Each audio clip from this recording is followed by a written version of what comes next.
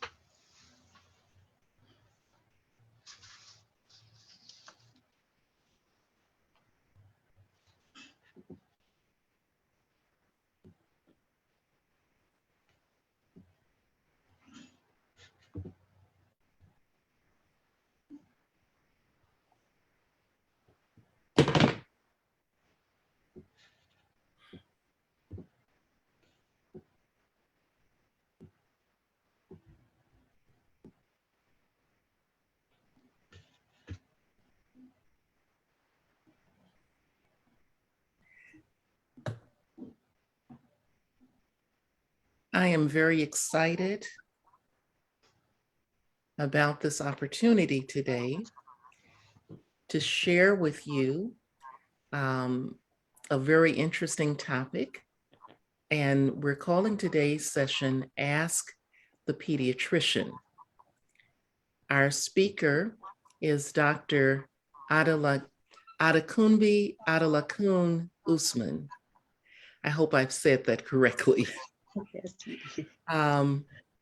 We are excited because she is a pediatrician, and so that means that her expertise is in the area of children, young children, all the way through high school.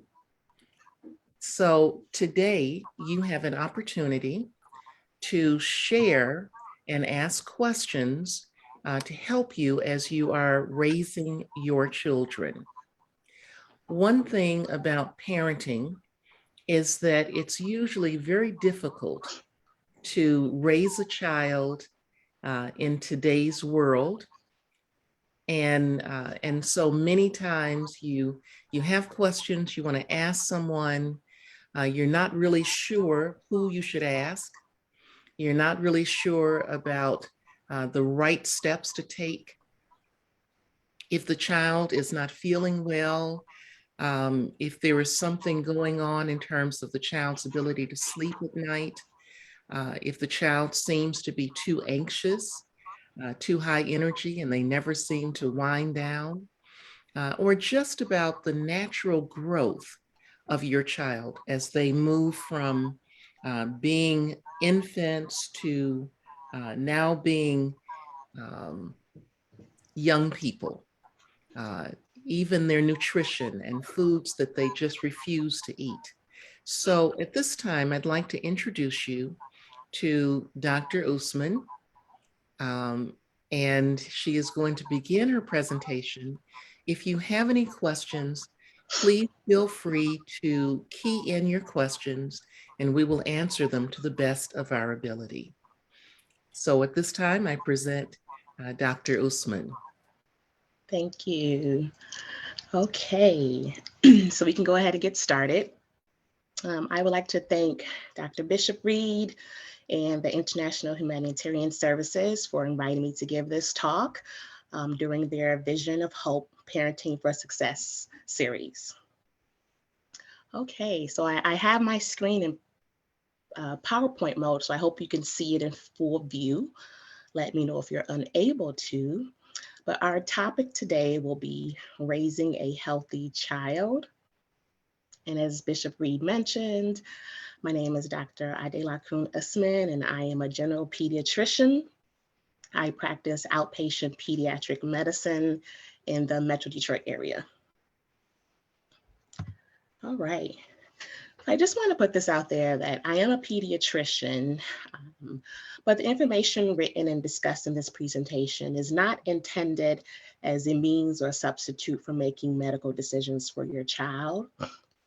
You should ultimately discuss with your pediatrician any concerns or questions you have about your child's health before making any medical decisions for them. All right. Now, with that being said, this is my discussion layout. We will talk about well child checks. What are well child checks? Why do you need to go to them? What do they mean? What do they implicate? Immunizations, many parents have questions about immunizations. Does my child really need to be vaccinated? There are so many concerns about vaccines this day and age. So we will talk about immunizations or vaccines. We'll then get into behavioral concerns that parents might have, wondering, is my child developing appropriately? They seem different from another child. Should I be comparing my child to another child? And then we'll go into what constitutes acute or emergent illnesses, and what should I be doing as a parent if my child has an acute or emergent illness. And then lastly, we will talk about nutrition and physical activity for the child. And I'll try to leave some room for questions. All right, so well child checks. Well child checks are visits to the pediatrician's office when your child is healthy. Most pediatricians will perform well child checks from as early as birth up until the age of 21 years. Some pediatricians practice until the age of 18 years, but some go up to 21 years. And you might ask, why is it important for my child to have a well child check? I mean, they're healthy. Why do I need to go see the pediatrician? Well, some of the reasons that it's necessary for your child to see their pediatrician is that so you can receive anticipatory guidance, providing parents with knowledge on what to anticipate as your child grows from the newborn and infant period, initially bringing them home, what to expect in that first year of life, and then what to expect as they go through the toddler years, early childhood, into those preteens, those adolescent years before transitioning into that young adulthood. Another reason why it's necessary for your child to have well child checks is for prevention of illnesses. And one of the ways that we do that is via immunizations, and we'll get into those talks soon. Another reason is to track your child's growth. You want to know, is my child gaining the appropriate amount of weight? Are they attaining their height potential? Are they developing appropriately? Also, it's an opportunity for parents to raise any concerns that they may have about their child. How is their child sleeping? What nutritions are good for them? In terms of education, is my child getting the right education? Are they, lacking behind compared to their peers? And lastly, a key reason for having well child checks is for parents to build relationship with the pediatrician. For them to know who the family is, who the child is, if something changes in the child's health, having those repeated visits with the pediatrician will help them to easily recognize this might be something that is, kind of abnormal or not familiar to this child's behavior. All right. Now, this is the recommended schedule for when a child should see their pediatrician. So immediately from discharge from the hospital at 3 to 5 days, it is necessary for you to take your child to see their pediatrician. And at that visit, initially, you would discuss, weight gain, how the transition is from being, in labor to postpartum, now having a newborn baby at home. And it's just a time to essentially ask questions and establish a relationship with the pediatrician.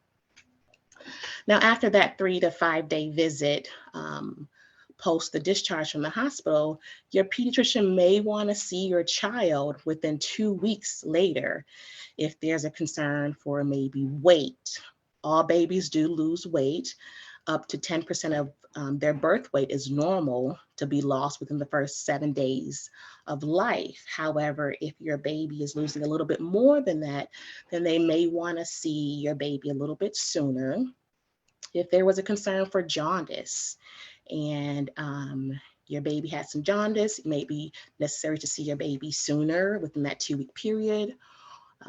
Or if, a new mom, she's breastfeeding, she has questions about breastfeeding, lactation, those are other reasons to, add in that additional 2-week visit.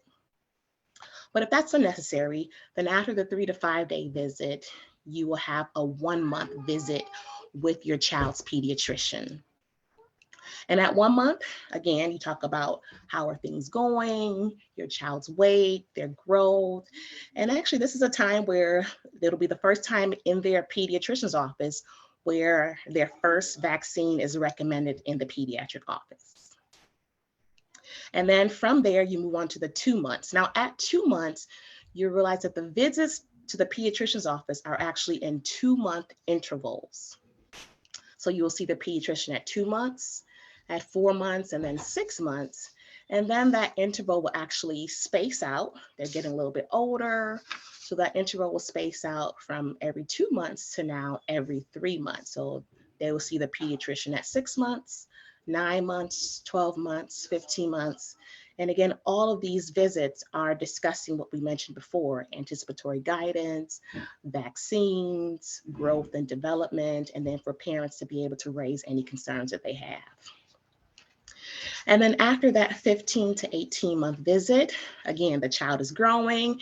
Parents may not have as many questions. They may feel like, oh, I kind of got the hang of this. So the intervals spaced out to every 6 months now. So at 18 months, then you'll see the pediatrician at 2 years, at 2.5 years, and then at 3 years of age. And then once again, a final spacing of the interval. So at 3 years, you begin to see the pediatrician yearly. And again, some pediatricians see up until the age of 18 years, and then some see up until the age of 21 years. So the interval eventually spaces out to a year eventually. So you'll be seeing the pediatrician yearly. All right, so this is the next question that we have. Immunizations. Does my child need to be immunized? So as mentioned, one of the important aspects that takes place in a well child check or a well child visit is the administration of vaccines. And parents want to know, does my child really need to be vaccinated? And here's an answer for you. Well, vaccines have been proven to prevent many illnesses from bacteria and viruses that previously, many years back, would cause severe illnesses in children and teens, and even in some cases, death. Vaccines over the year have been proven to be safe and effective. They are recommended by many organizations such as the CDC and the American Academy of Pediatrics, or the AAP, and that is the governing body for all pediatricians who practice pediatric medicine in the United States. Essentially, they regulate how we practice medicine, and they also act as a liaison for parents and any questions or concerns they have. And then lastly, vaccines are licensed and approved by the US FDA. Now, without vaccines, many preventable diseases would dominate and cause outbreaks. And really, there are only a few contraindications truly to vaccines. So for example, anaphylaxis, meaning a child has trouble breathing and they have maybe a rash. And so multiple organ systems are involved after they receive a vaccine. So that means that they likely have an anaphylactic reaction to one of the components of the vaccine. So that is a true contraindication to receiving a vaccine. Other contraindications that there may be some gray area is, for example, a child with cancer and they actually have a weakened immune system. However, even with the child with cancer, is not a complete absolute contraindication, because sometimes pediatricians will recommend that a child who has cancer, as long as they're in a period of remission or prior to receiving chemotherapy, they may be eligible for receiving vaccines. So it's definitely something that if your child falls in this category, to bring up with your pediatrician to determine, if they truly have a contraindication to vaccines or not. All right. Now, as you can see, this is a table of recommended vaccines from birth to 18 years of age. And if you look at my pointer's not showing, but if you look at the beginning of the screen, at birth, when they're in the hospital, they actually receive their first vaccine. It's recommended that they receive their first vaccine. And again, I mentioned when they do come into that 1 month visit, they will receive their second dose, but it's actually their first dose of vaccine in a pediatric office. And if you look at the top from birth till about 23 months, 2 years, you'll notice that that is when the majority of children receive their vaccines within those first 2 to 3 years. And you ask, well, why? Why do children need to receive so many vaccines so early? Well, a few of the reasons.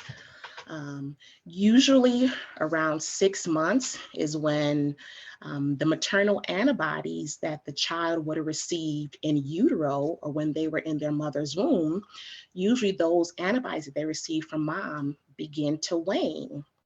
So those antibodies begin to, wax or wane and no longer have that protection from mom. Also around this time, between 6 months to a year, is when some moms discontinue breastfeeding. So the antibodies that they would have received from mom's breast milk, they no longer have that protection from mom's breast milk because they're off the breast milk. And another reason is, initially around a year, 2 years is when many children start to be introduced into the daycare system or the preschool system. So they're more prone to being exposed to certain vaccines, more prone to be exposed to certain viruses or bacteria. So that's why it's important for all children to receive vaccines so early in life, or start the initiation of vaccines early. All right.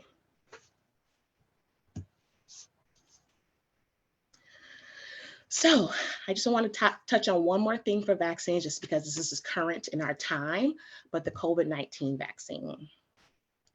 So the AAP, like I said, the American Academy of Pediatrics, or our governing body for pediatricians who practice medicine in the US, they do recommend that the COVID-19 vaccine be provided for all children and adolescents 5 years of age and older who do not have a known contraindication to the vaccine. As long as it's an authorized vaccine by the FDA, the AAP recommends that they receive it.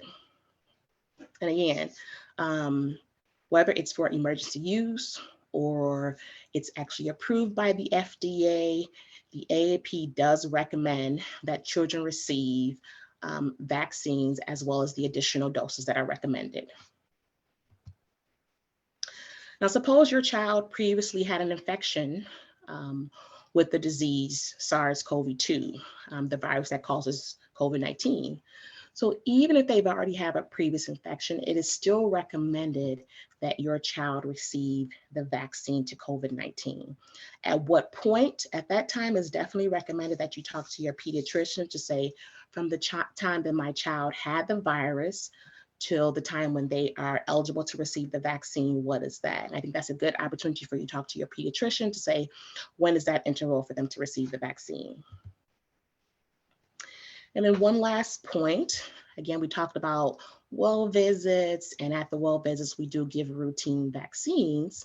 It is important that even if a child is scheduled for a routine visit, they can still receive, or the COVID-19 vaccine can be co-administered with their other routine vaccines. So for example, you receive the COVID-19 vaccine today, and 2 weeks later, you are scheduled for a well visit and you are due for routine vaccines. You can still receive your routine vaccines, even though you receive your COVID-19 vaccine 2 weeks prior.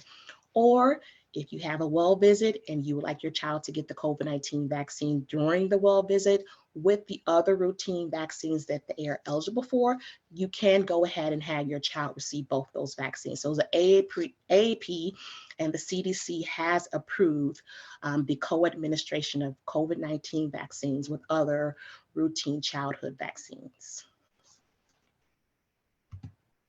All right.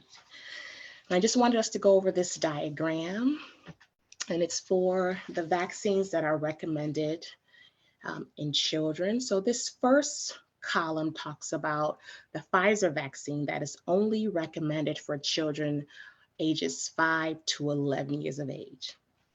And please note that for children 5 to 11 years of age, they only receive, a third of the adult dose. So they'll still receive 2 doses, but the amount that they receive is actually a third of what the adult dose is. So for the Excuse Pfizer me, vaccine for 5 to 11 excuse years, me. it is a 2-dose series. So the primary series is usually given 3 weeks apart. A child is considered fully vaccinated 2 weeks after their final dose in the initial series. However, a booster dose is not yet recommended for this age, 5 to 11 years. So moving over to the next column, 12 years and above. They also receive a 2-dose primary series, but for children ages 12 years and above, they actually receive the full adult dose.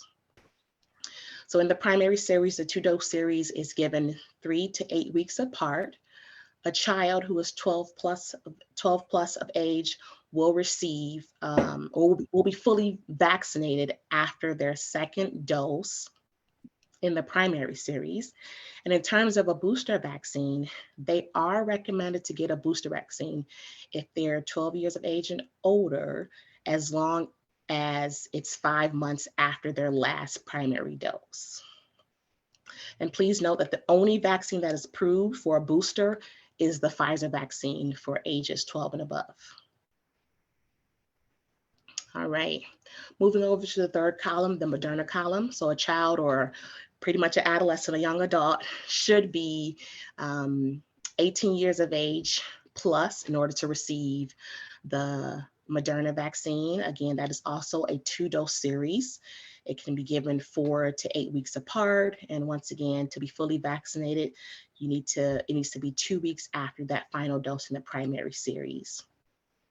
For ages 18 and plus, a booster dose is recommended, and you can receive a booster with either the Pfizer vaccine or the Moderna vaccine within 5 months after their last dose in the primary series. And the last column on the right, the Johnson & Johnson vaccine. This is only recommended for people 18 years of age and older. The primary series is only 1 dose. So therefore you are considered fully vaccinated 2 weeks after the first dose. And I did highlight in yellow that the booster, if you receive the J&J for your initial primary series, booster is recommended at least 2 months after that first dose. It is recommended they usually receive a booster with Pfizer or Moderna. However, there are some circumstances where someone can receive a J&J booster dose, but it is recommended first that they receive a Moderna or Pfizer vaccine. All right, so we are moving on. So we're talking about behavioral concerns now. So as a parent, you might be wondering about your child's behavior and have concerns that your child seems different from other children and wonder, when should you ask for help? And I would say the best time is anytime. All right. So another benefit to taking your child to the well-child visits are raising those concerns that you might have, whether it's because maybe your child talks differently from other children, they don't seem interested maybe in playing with other children, maybe if they have toys, they may not play with the toy the intended way that the toy was made for them to play with. For example, young children, if they see a car, they usually like to go vroom, vroom, vroom. They usually like to race it up a track. They like to race the cars with peers. But a parent might notice that, well, when my child has cars, they just kind of like stack them up in a line. They don't go vroom, vroom. They don't try to race them on a track or anything. And you got to make sure also that the child, this is appropriate for the child. So you might not expect a 1-year-old to go vroom, vroom, vroom, but you would expect a 3-year-old to actually take a car and go vroom, vroom, vroom. So you might be concerned that, well, they do play with toys, but they don't play with them the intended way they were supposed to. Or you may have a teenager who's having a hard time acclimating to high school, or a child who kind of seems always nervous, whether they're around family, whether around peers or friends, they just always seem nervous. So again, at any time, ask questions, bring up your concerns that you have for your child's behavior. But we do assess for behavioral concerns during the well visit. So during the well child check, pediatricians will provide parents with screening tools to help them assess their child's development, their child's behavior, and their social and emotional growth. But in addition, the well child check is also a time where parents can bring up their own concerns about their child's behavior, their development, their academics, and their social emotional well-being. The screening tools that are given to parents at various well visits help to determine if intervention is needed for your child or if this is a normal part of their development. All right. So now I just wanted to review some of the screening tools that you may see during a well child visit. So we have what we call the Ages and Stages Questionnaire, or the ASQ. And there's also a SWIC, or a Survey of Well-Being of a Young Child. So these can be given anywhere from, let's say, 2 months to 4 months, up until the age of 5.5 years. And essentially, one of the things that assesses, it'll assess their growth, their fine motor. Are they attaining those milestones? How are they communicating? Is it appropriate for age? How are they problem solving? And what are their personal social skills like? So you may see this at every well visit, or sometimes pediatricians may just ask you questions in order to gauge if further assessment is needed. Or some pediatricians provide these tools at strategic points. So maybe you'll see that the 9-month visit, you'll see another one at the 18-month visit, and then at the 24-month visit. And I will show you what some of these screening tools will look like in the slides to come, so you'll have a better idea what I'm talking about. Another screening tool that pediatricians give to parents is the MCHAT, or the Modified Checklist for Autism in Toddlers. This is usually given at the 18-month visit, and it's a screening tool for parents to assess for the risk of autism in a child. So they'll ask the parent a series of questions, and based off the answers that the parent provides, it will give the pediatrician a better understanding. Is there a risk for autism? Is the risk low? Is it high? Do they require further intervention or further referral or evaluation? All right. So another screening tool is the Pediatric Symptomatic Checklist, and it's a screening tool that pediatricians may use to check for difficulties in psychosocial functioning.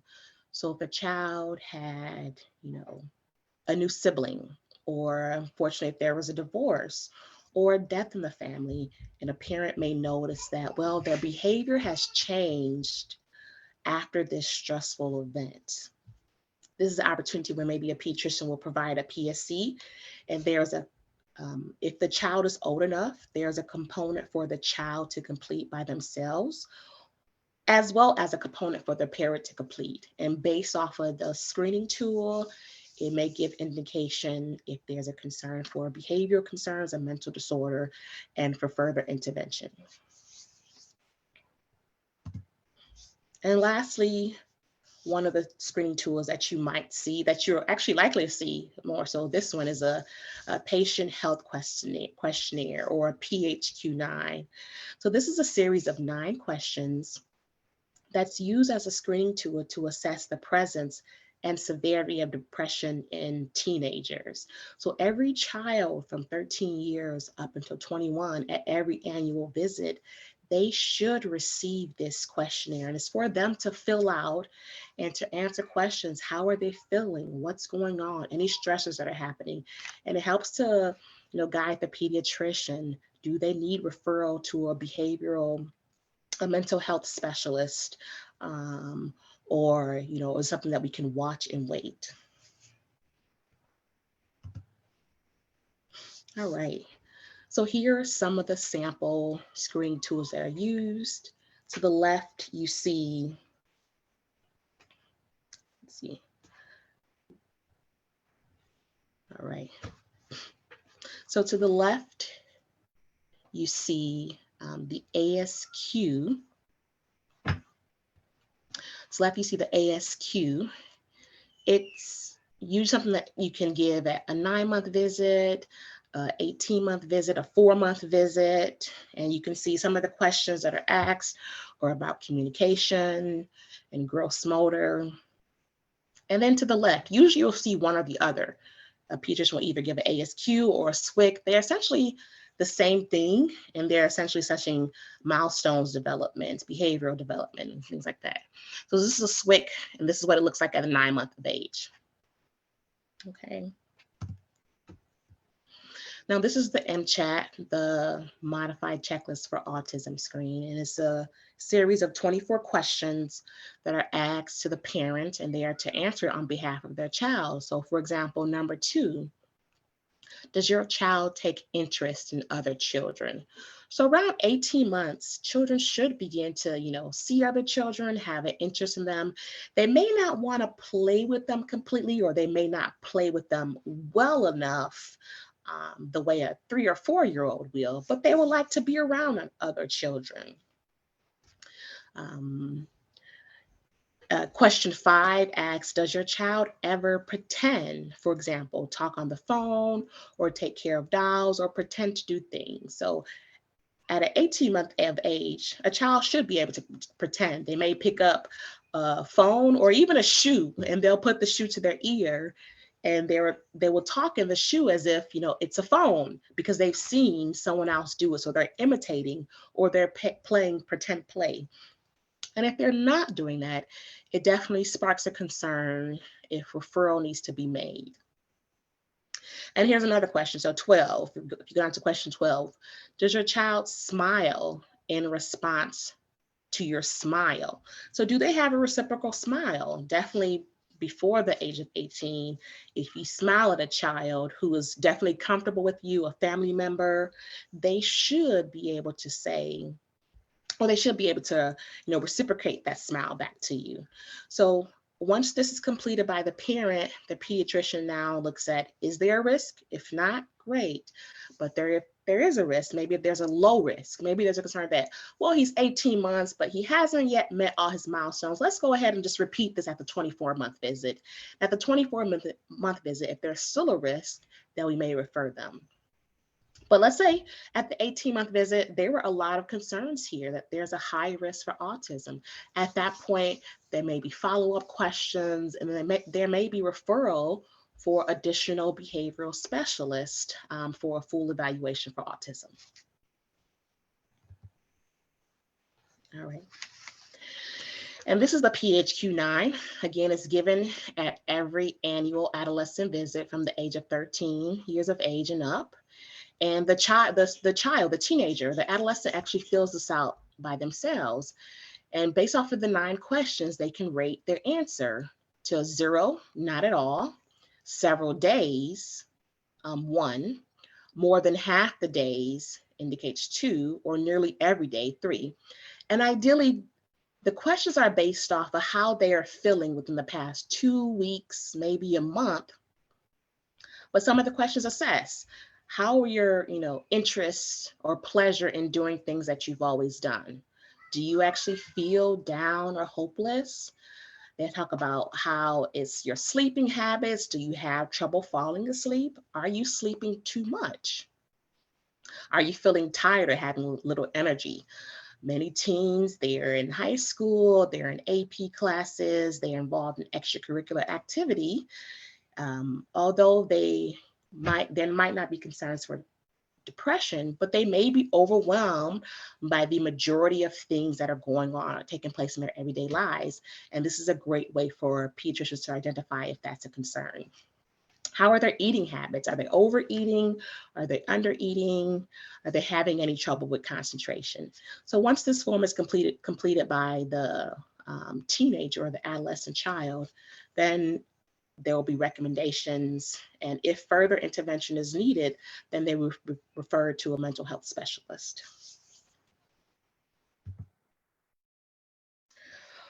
Okay, we are moving on. And we are going to talk about acute and emergent issues or illnesses. All right. And please feel free, place your questions in the chat. And if we have any questions, we will definitely answer them at the end. I'll make sure I save enough time for questions. All right, so acute illnesses. Parents want to know, how do I know when to take my child to the doctor? What constitutes an emergent illness versus maybe I can just wait overnight, watch it out and see how what happens overnight. So we're going to talk about fevers, illnesses, infections, and injuries. Okay. All right. So with some minor illnesses, you may be able to just call your pediatrician to schedule an in-office visit. Even if you need to call after hours, your pediatrician may be able to instruct you what to do overnight until the pediatrician can see you the next day. However, in some cases, the illness or the injury is more severe or even life-threatening, and you may require a visit to the emergency department or even calling 911. I just want to say, for any life-threatening emergencies, it is necessary that you call 911. Do not hesitate. And when you say, well, what is a life-threatening emergency? Well, it's any situation where your child could die or become permanently disabled. So in those cases, call 911. And this is a keen opportunity for you to talk to your pediatrician. What do they consider emergency issues? What do they take care in their own office? Some pediatricians, they will suture a minor laceration. If a child has a boil or abscess, they will actually lance that abscess. They might culture it, send it off to the lab, and put them on oral antibiotics. So they might not need a visit to the emergency department, but it's necessary for you to have these discussions, attend those well visits, have the discussion with your pediatrician about what constitutes an emergency and a non-emergency. What do they do in their office, or what? When do they need to actually see go to the emergency department? All right. So let's talk about a few situations where you should definitely be calling 911. I know that there was one session that we previously had for this series about CPR. I definitely encourage all parents, older children, take a CPR class. It is very life-saving. So you should be definitely calling 911 if you have a child who is choking. If a child is not breathing or they've turned blue, that's a definite indication to call 911. If there's a head injury or your child is unconscious, you should be calling 911. An injury to the neck or the spine, for example, maybe a child fell from a tall height, or if it's an athlete, maybe they were playing a sport and somehow they got flipped and there's a concern after that injury, they're complaining of neck pain, spine pain, you want to definitely call 911. Severe burns, they definitely need to call 911. So seizures, most seizures do last less than 2 minutes. However, if a seizure is lasting greater than 5 minutes, you need to definitely call 911. If a seizure is 2 minutes, you should still go and see a medical professional. So after the seizure, definitely take them to go see the emergency department. But if a seizure is lasting more than 5 minutes, you want to call 911. Bleeding that can't stop. So everyone knows that, if you have a bleeding, you apply pressure, that bleeding should stop shortly after applying, heavy pressure. However, if there's bleeding, it's not stopping, you want to go ahead and call 911. And then anything that deals with the airway, having trouble breathing, difficulty in breathing, you should be calling 911. All right. Now, what are some cases where you might not need to call 911, but they definitely need to see someone in emergent settings? Well, if they had an allergic reaction to something, if they develop rash or hives, they should be seen in an emergency department. If they have a high fever with a headache and a stiff neck, that's kind of pointing towards maybe they have an infection of the brain or the meninges, the covering of the brain. So they need to see someone in the emergency department. If a child is suddenly hard to wake, too sleepy, they're confused, you should be taking them into the emergency department. If they suddenly have trouble not being able to speak, see, walk, or move, those are signs of a stroke. And I know sometimes we may think, oh, it's only older people who have strokes, or grandparents who have strokes.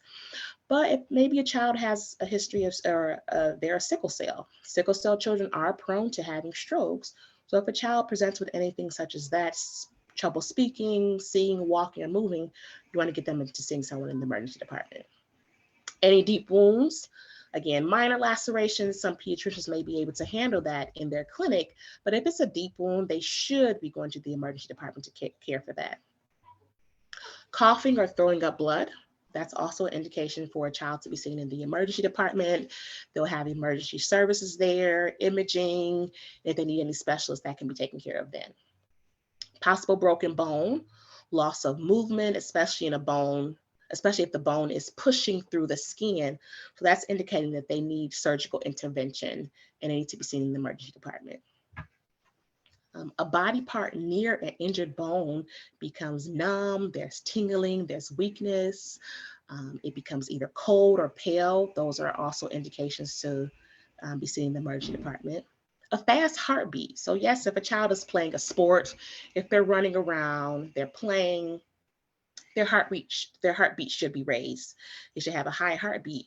But in response to slowing down, their heart rate should also slow down. However, if a child is just sitting there and they suddenly have a fast heartbeat, or they feel as if they have this weird rhythm or these palpitations in their heart, then they should be seen by a specialist in the emergency department. If you have a child who's been throwing up and now their mouth is very dry, they're crying, but they're not making tears, they've not urinated in over 8 hours, or they're just kind of acting sleepy or very out of it, that child should be seen in the emergency department because there's a concern for some severe dehydration and they may need rehydration with IV fluids. And another reason for you to take your child into the emergency department is if you have a child who's under the age of 2 months and you check a rectal temperature and it's greater than 100.4 degrees Fahrenheit, then your child should be going in to see the emergency department. All right. So again, these are the importance of establishing a visit with your pediatrician, knowing what they can take care of in their clinic, and when you need to call the emergency department, or when you just need to go to the emergency department, or when you need to call 911.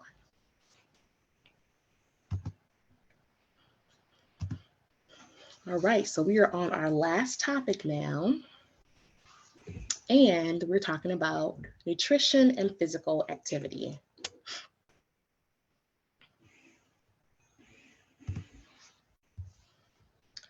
Okay, so this is a diagram that I got from healthychildren.org. You can also find it on my plate. And I do have a slide at the end to let for resources for parents. So if you have questions, where you can go to visit to get more information. But this diagram is essentially how your child's plate look. Really is how everybody's plate should look. So about half of the plate should consist of fruit and vegetables.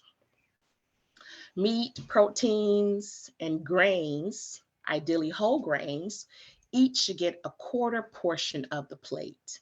And on the side is a serving of dairy. Children should be encouraged to eat off of a smaller plate in order to not overfill the plate or they should at least resist the urge to fill a large plate if a smaller one is not available. Now, the goal is for all 3 meals in the day. So breakfast, lunch, and dinner. The goal is for each meal to look like this diagram on the left. And ideally, children should avoid skipping meals. In this busy world, yes, I know it is tempting to skip meals. Even as adults, we are guilty of it. And there are definitely disadvantages to skipping meals. Many teenagers, they skip breakfast. And studies have shown that, skipping breakfast actually leads, or it's more associated with obesity. On the contrary, children who do eat breakfast, they have more energy, they have better concentration, they tend to perform better in school. So children should be encouraged to eat 3 meals, and ideally each meal should look like this diagram on the left. However, I understand this is a busy world. If it's a high school or if it's a child who's maybe rushing out the house, they can't get this full, 5 food groups in a meal, then they should be encouraged to still have some healthy portable meal. For example, dried fruit, fresh fruit, maybe a veggie and fruit smoothie that they can take on the go with them, a breakfast bar, a granola bar, some kind of healthy breakfast meal they can take with them. Okay.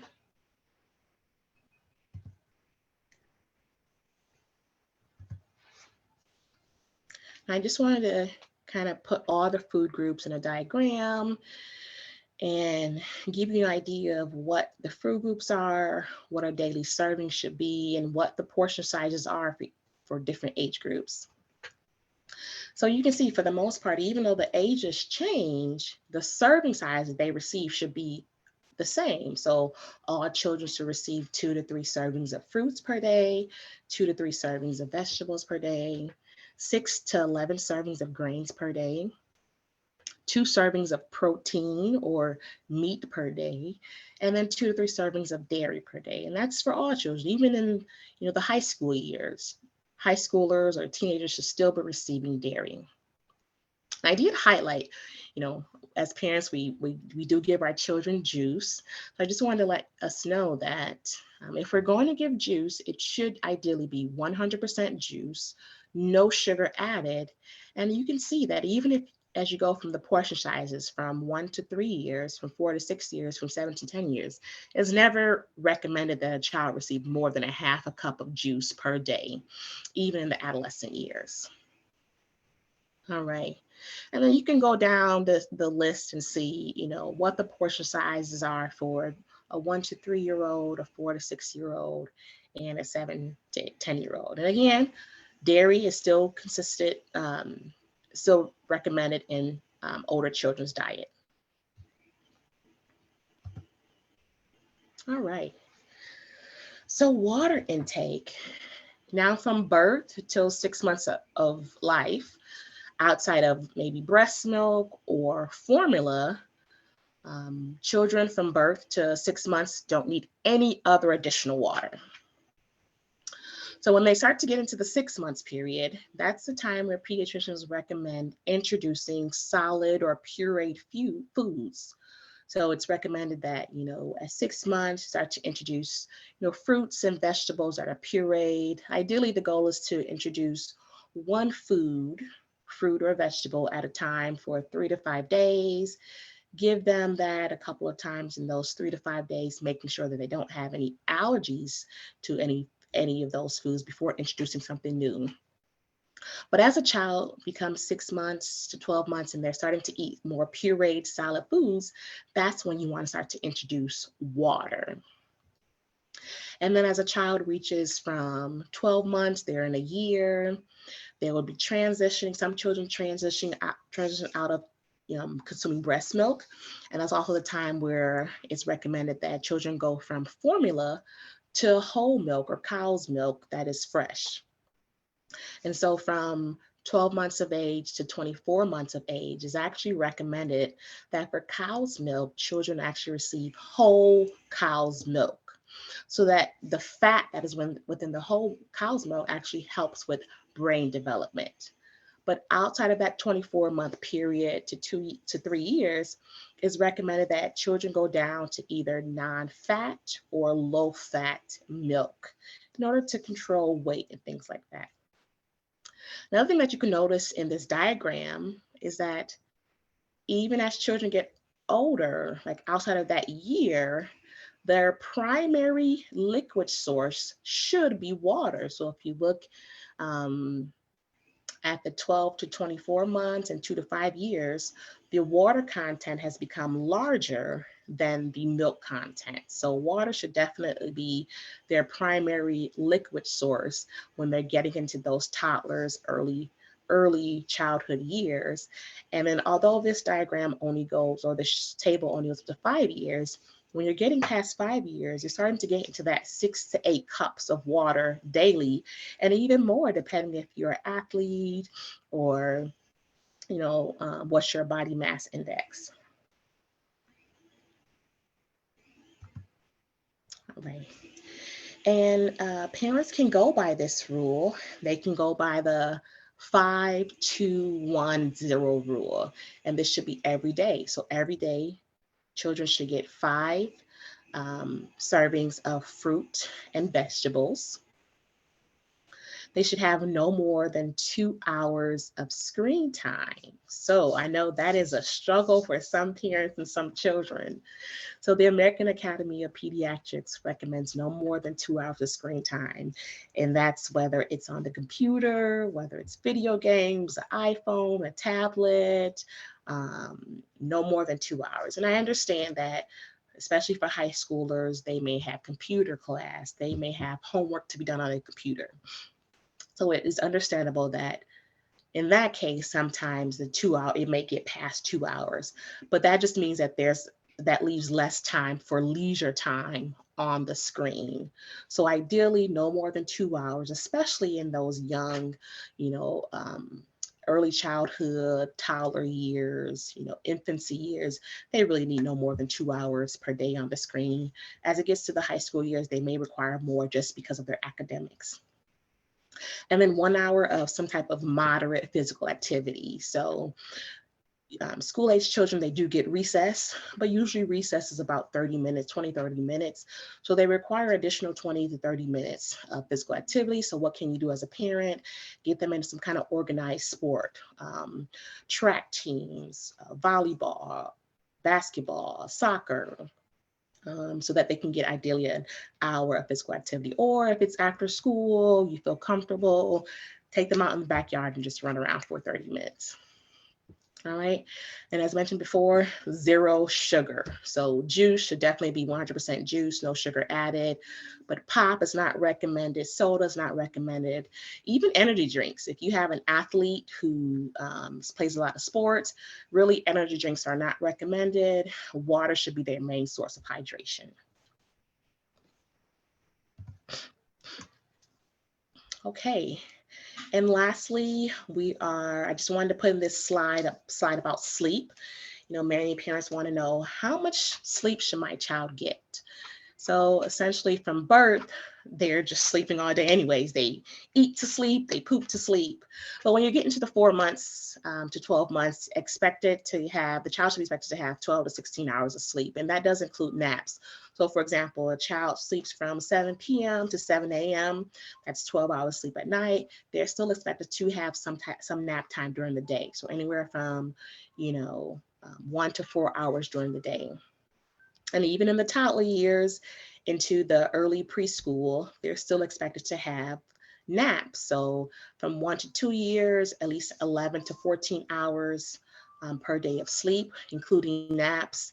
And then 3 to 5 years, anywhere from 10 to 13 hours of sleep. And that does include naps. As it can be challenging with a toddler.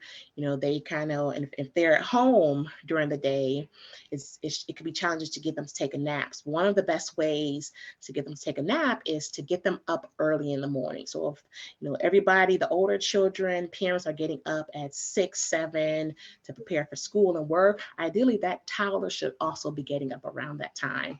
That way, if they get up early, there's time in the early morning, late morning for them to utilize some energy, kind of get them going, playing, so that, kind of tires them out. So they'll want to take that, afternoon nap. And ideally it should be between, 11 to 12 or 11 to 1. By 2, usually most children should be up from a nap in order so that they'll have enough time in between that nap to fall asleep in the evening at a reasonable time. So yes, even between those toddler years, they are expected to take naps. And then from 6 to 12 years, it's recommended that they receive anywhere from 9 to 12 hours of sleep. And then our teenagers, we definitely have to encourage them. Again, they're involved sometimes in extracurricular activities, AP classes, after school jobs, clubs, and they get overwhelmed sometimes. But we should be encouraging our teenagers that even with all the activities they're partaking in, they should at least get 8 hours of sleep at night. All right. Now, I just want to let you all know that everything that I had in this presentation, whether it was a table or a diagram, or all the information was obtained from one of 4 of these websites. So the American Academy of Pediatrics, I mentioned several times who they are. They are our governing body for pediatricians. And the American Academy of Pediatrics also manages the website Healthy Children. Now, this is an awesome website for parents to go to find information about raising their child. I also obtained some of the information from the cdc.gov. And lastly, I obtained information from mottschildren.org. I'm not an employee of Mott's, but I did go to their website and I found a lot of helpful information. So feel free to go ahead and visit their website. All right, so this concludes my slide presentation. I hope you have found this helpful and pertinent. As mentioned before, this should not serve as a means for making medical decisions for your child, but it's to help you become more informed and to ensure that you do establish a relationship with your child's pediatrician and discuss with them any concerns or questions that you may have before making medical decisions about your child. All right, and with that, I'm going to hand it back over to Bishop Reed for any questions that we may have. All right. Dr. Usman, you can stop sharing your screen at this time. Sure.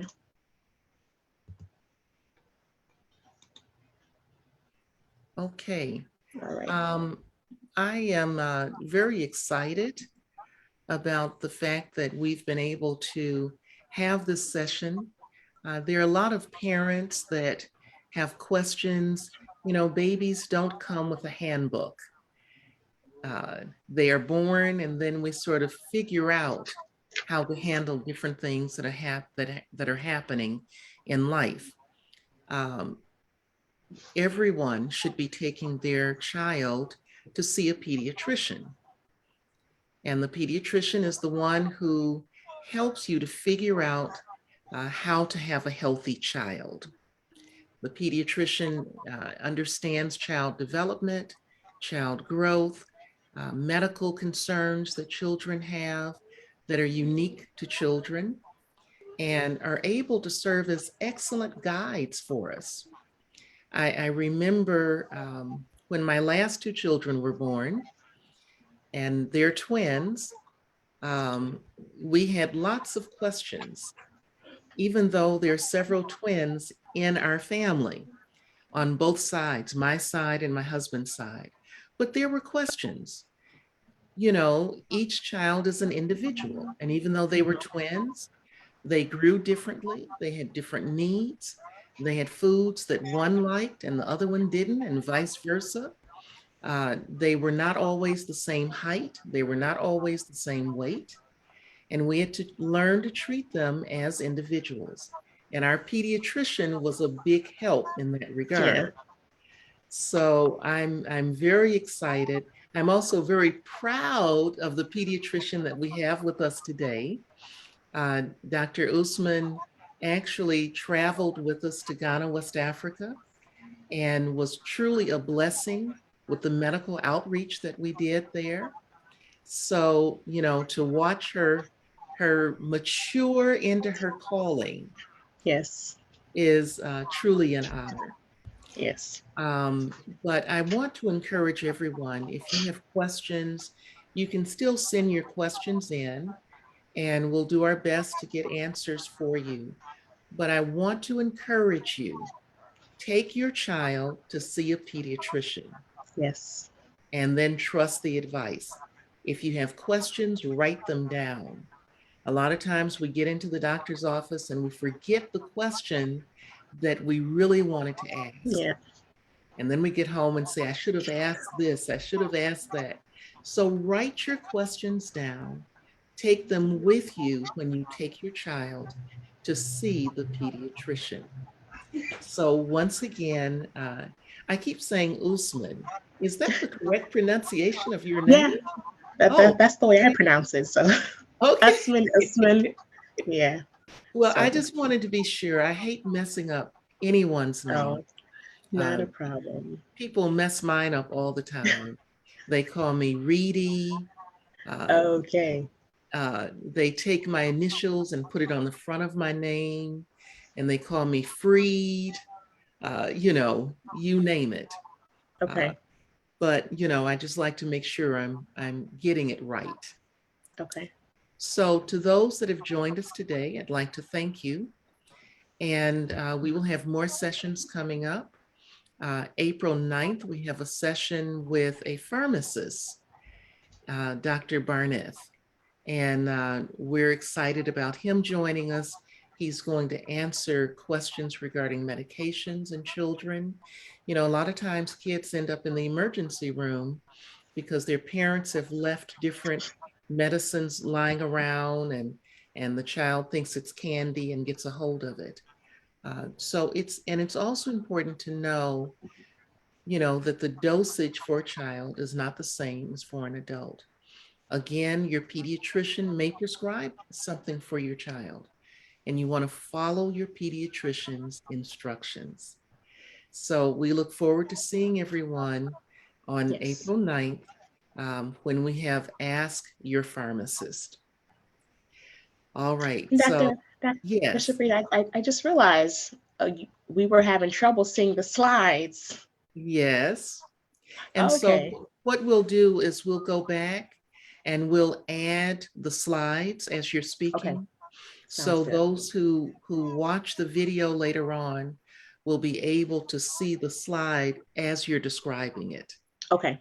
So Okay. And I those who just realized didn't, that my screen was in full mode, so I didn't see that message.